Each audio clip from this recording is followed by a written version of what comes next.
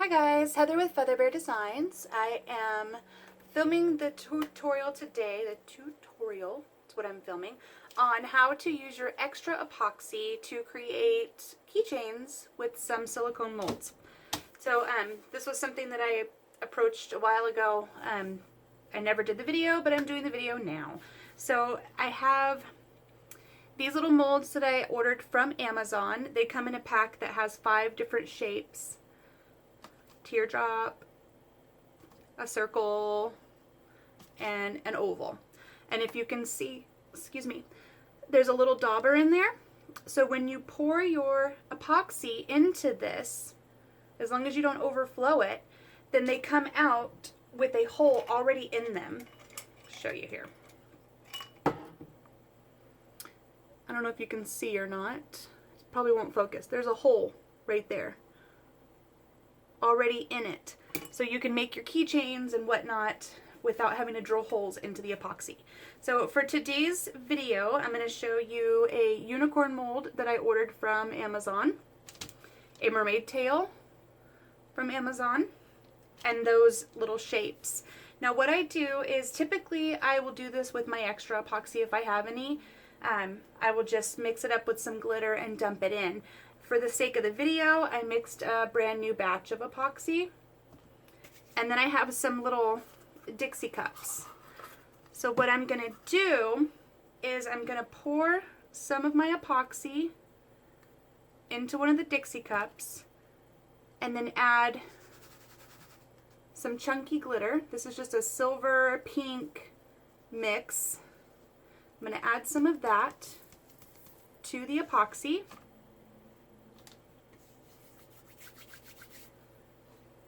And one more thing, one second. Okay, I'm also going to add a tiny, tiny bit of the color Ocean from Alumalite, the dye. I don't know why I'm tripping over my words right now, you guys. This is the dye from alumalite.com in the color Ocean. Okay. So I have my epoxy in my Dixie cup, I have my glitter in there, and I'm just going to do the tiniest amount of this because it'll take over. Like, don't even squeeze a full drop. Give it a little bit of a squeeze and then let gravity do the rest.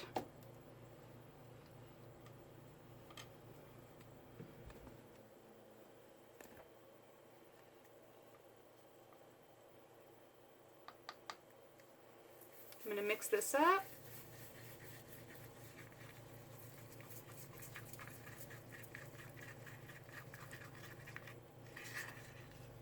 So it's a pretty mermaid concoction.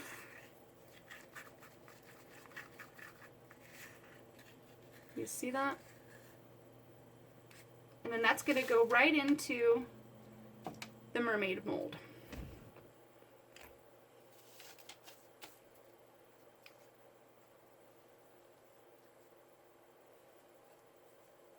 I already spilled it.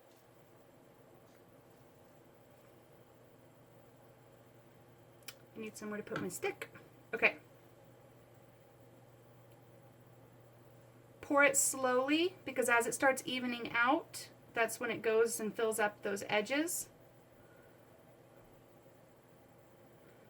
And you'll end up with too much if you pour too fast.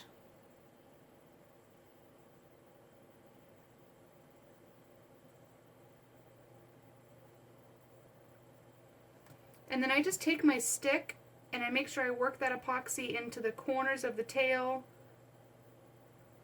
Clean up any that spilled over. Make sure it's tucked into all the corners. Okay? So there's that one. I'm just going to move this to the side. For the unicorn, I'm going to do the same thing. I'm going to put some of my epoxy into a Dixie cup.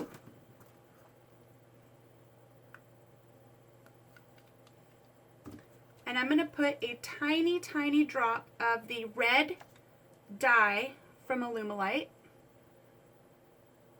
Tiny, tiny. I actually didn't even squeeze a drop. I just touched the tip to the inside right there.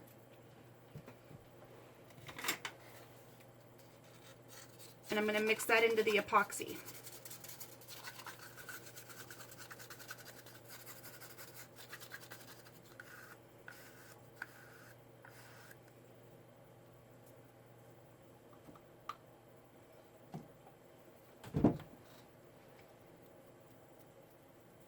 I'm going to put a little bit of this glitter mix into this one, but just a little bit, not as much as I did in the mermaid tail.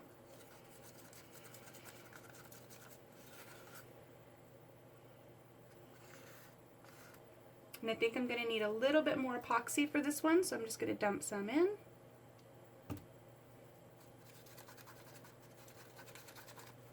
And then this gets dumped right into the mermaid.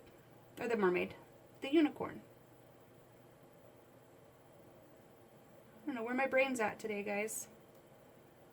But I'm not going to stop and edit and try to fix my mistakes. It is what it is.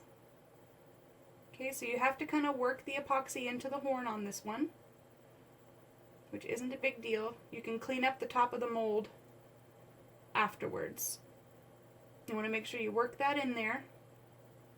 Work it into all the corners.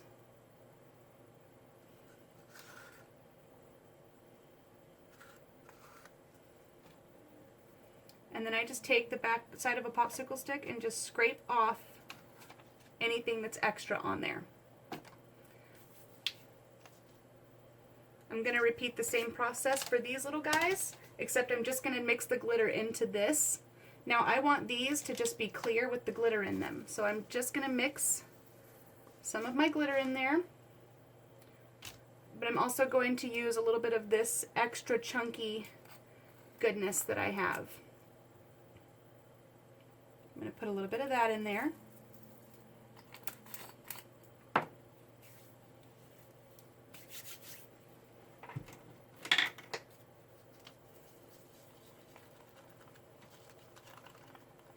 Mix that up.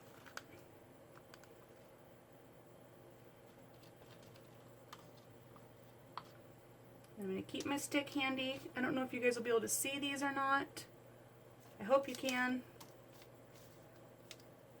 But I'm just going to dump in there slowly, because as it starts evening out, like I said, you don't want to go over that little dauber thingy that's in there, because that's what gives you your hole. You don't want to overfill these.